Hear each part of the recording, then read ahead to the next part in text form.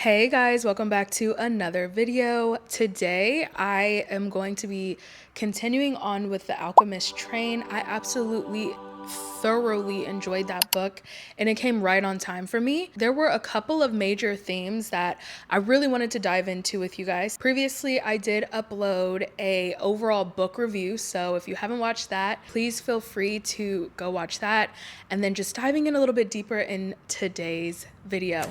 So I briefly touched on this in the last video, but one of the themes that really resonated with me was the idea that others' feelings about a thing can be projected onto us and halt our progress in what we're pursuing, or even our feelings about a certain thing. In The Alchemist, we talked about how at one point he was journeying on his way to Egypt and he stopped and talked with the merchant at the crystal shop, where the merchant told him nobody ever finishes that journey. The pyramids are silly and stupid anyway. You can make a pyramid in your backyard. There's no reason to journey all the way there. I wanted to really talk about this because I feel like it's a major concept that it's a part of all of our journeys to realize and to work through. As humans, we have our fears. We have our own mental limitations or limiting beliefs, as a lot of people call it.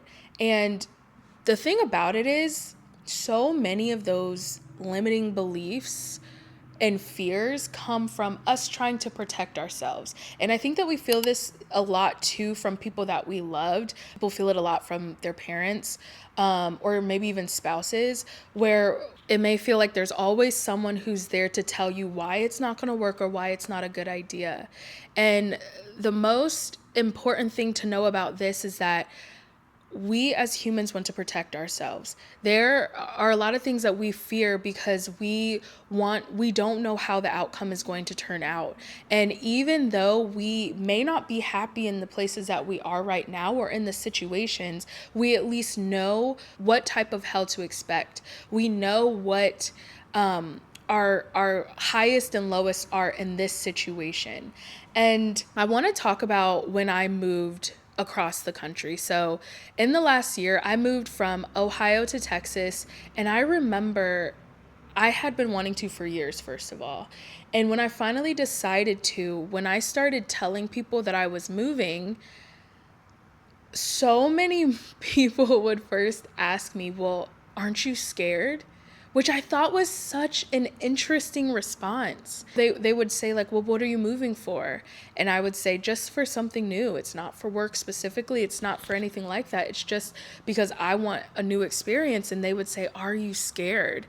And there were a lot of people who not only asked that, they did have their thoughts, and I'm very grateful that my family and the people who were closest to me were so supportive. But there were definitely people who were projecting their own fears about how they would feel leaving.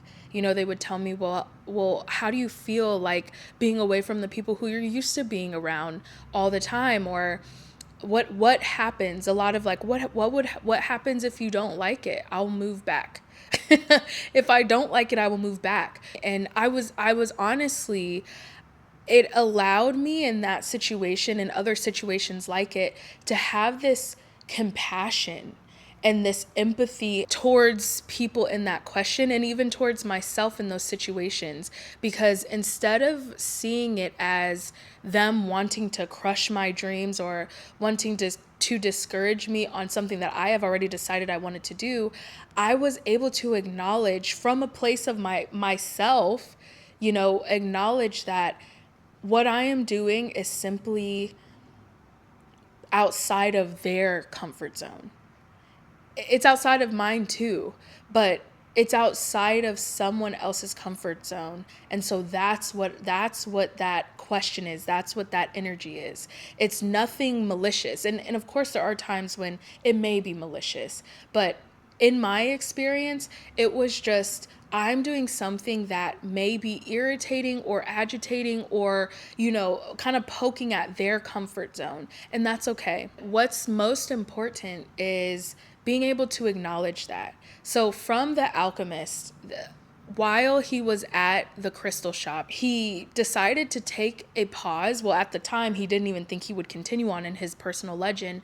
And that was because of the merchant projecting onto him his own fears. And it was so beautiful to see how the conversation unfolded with them later on, where the merchant explained to him, or kind of, I guess I would say, revealed to him that it's not true that no one has ever finished that journey before. Like he said, he previously told him, you know, you're making that journey and no one ever comes back from that, and no one ever makes it there, and you know, it's not even going to be what you think. But really, we found out that that's how he felt about his journey.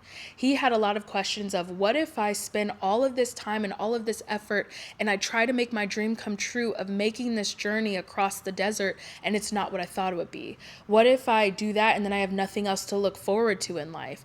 What if, and so many what ifs. And he revealed to the shepherd that it's not true that no one has made it across. In fact, he knows people who have made that journey. It's just that for him, these are the things that he had feared.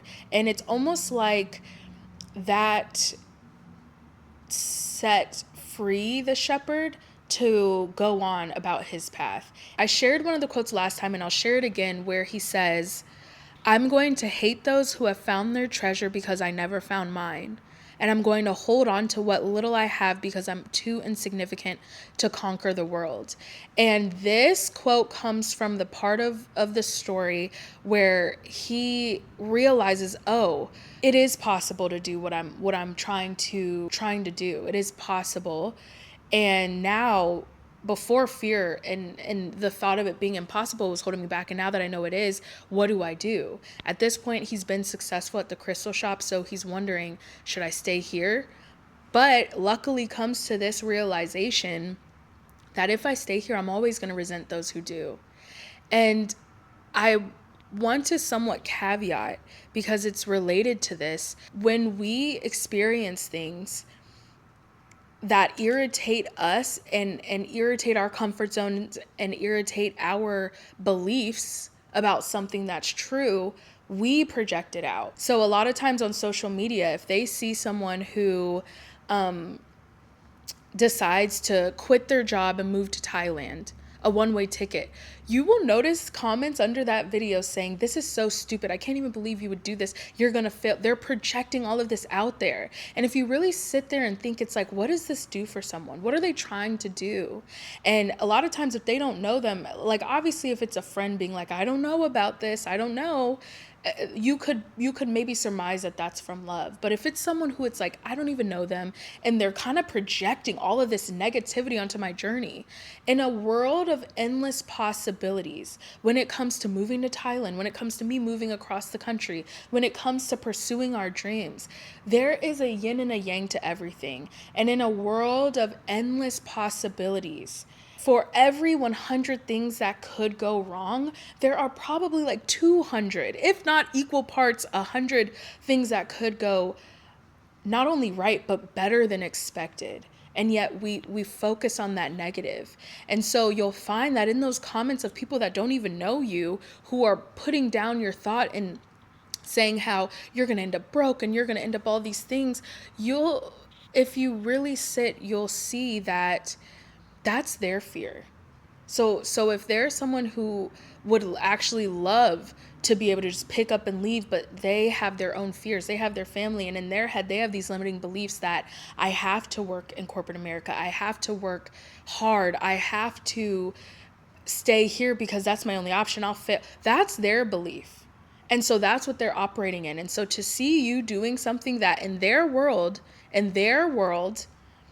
they've said you cannot do that because you will fail. And so to see you doing that is very irritating to their comfort zone. And then to see you succeeding at it, oh gosh, imagine how they're going to feel. They will either feel very resentful of it, or past the resentful point, will start to admire you even though they doubted it at first. So that was a major theme in this book, and point that I really enjoyed and I got a lot out of, that obviously leads to so many different conversations. It's very layered, but let me know some of the themes that jumped out to you, and I'll see you guys in the next video. Bye.